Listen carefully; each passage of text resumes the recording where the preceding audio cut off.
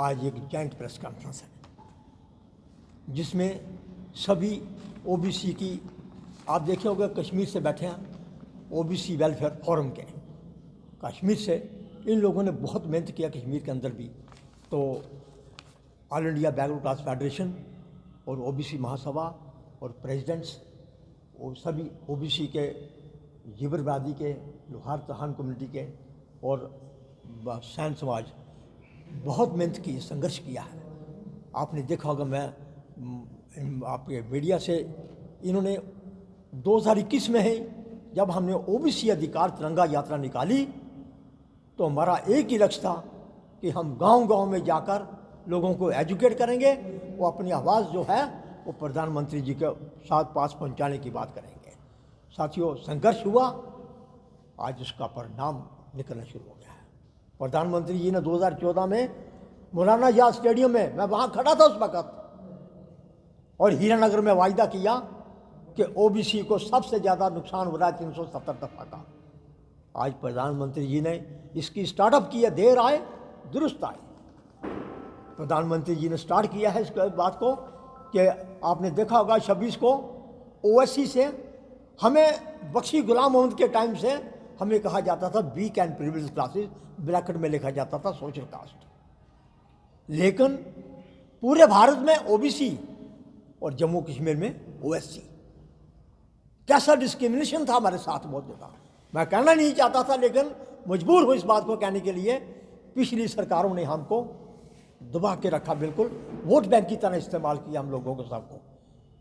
हमारे बुजुर्ग बैठे हुए यहाँ पे, उनको मैं याद आता मुझे कि 1953 के अंदर 25,000 की रैली निकाली गई ओबीसी के जम्मू कश्मीर के अंदर, लेकिन मिला क्या, सिर्फ 2% सोशल कास्ट के नाम से। लेकिन सवाल ये पैदा होता है, प्रधानमंत्री जी मैं आपका बहुत शुक्रगुजार हूँ, लेकिन आपसे मेरी निवेदन यही है कि जो आपने म्यूनसिपल कॉरपोरेशन का इसके अंदर अभी छोड़ा है, उस एक्ट जो 2000 का है, उसका एक्ट जो म्यूनसिपल एक्ट 2000 का, उसमें अभी अमेंडमेंट नहीं की गई है।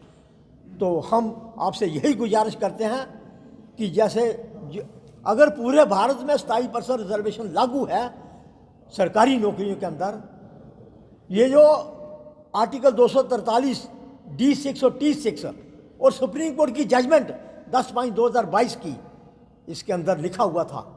साथियों, ये जम्मू कश्मीर में किसी ने बात में कुछ छेड़ा ही नहीं। मध्य प्रदेश में 1991 से लागू है, महाराष्ट्र में 1993 से, यूपी के अंदर, पूरी स्टेटों के अंदर ये पंचायती राज सिस्टम और अर्बन लोकल बॉडी में रिजर्वेशन चल रही थी। 1991 कब हुआ? आज 32 साल हो गए।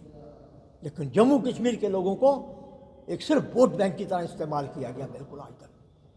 मेरा यही निवेदन है प्रधानमंत्री जी, अगर आपने शुरुआत की है, आपने अपना वायदा जो पूरा किया था उस कमिटमेंट को पूरी करने पे आए हैं आप। लेकिन एक बात है कि ओबीसी को मदद करने का इनकी गिनती भी करिए। जम्मू कश्मीर में अगर मामला आ रहा था इस बात के लिए, हर बार जहाँ भी हम जाते हैं, चाहे सुप्रीम कोर्ट में जाएं, चाहे हाई कोर्ट में जाएं, चाहे कमीशन के, बैकवर्ड क्लास कमीशन के पास जाएं, वो हमें पूछते हैं आपकी आबादी कितनी है। देयर इज नो आंसर, क्योंकि 1931 के बाद कोई गिनती नहीं हुई है।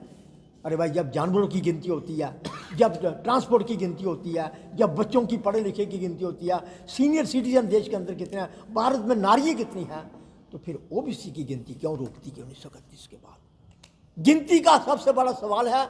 अगर हमारी आज डिस्क्रिमिनेशन आज तक जम्मू कश्मीर के में हमारे साथ होता रहा इसी बेस पे कि हमारी गिनती नहीं थी। तो मैं प्रधानमंत्री जी से निवेदन करूंगा कि चुनाव आ रहा है 2024 के अंदर, प्रधानमंत्री जी फुल सपोर्ट करेंगे, लेकिन जम्मू कश्मीर में नौकरी में 27% रिजर्वेशन, जो हमारे एजुकेशनल इंस्टीट्यूशंस हैं यहाँ पे, उनके अंदर जम्मू यूनिवर्सिटी में सबसे ज़्यादा जो हमारे बच्चे पीएचडी कर रहे हैं, उनके साथ सबसे ज़्यादा डिस्क्रिमिनेशन होता है। लेकिन मैं प्रधानमंत्री जी यही कहूँगा, एजुकेशनल इंस्टीट्यूशन के अंदर जो हमारे साथ डिस्क्रिमिनेशन हो रहा है वो बंद किया जाए जम्मू कश्मीर के अंदर। और अर्बन लोकल बॉडीज़ और पंचायती राज सिस्टम में जो पार्लियामेंट का सेशन लगना है, अभी अन अकाउंट बजट सेशन होगा, उसके अंदर इनको पास करके पूरे प्रदेश के अंदर इम्प्लीमेंट किया जाए। यही मेरी अंतिम आपसे रिक्वेस्ट है। टेक वन अब आपके व्हाट्सएप पर। व्हाट्सएप करिए हाय 9728253666। 3 पर।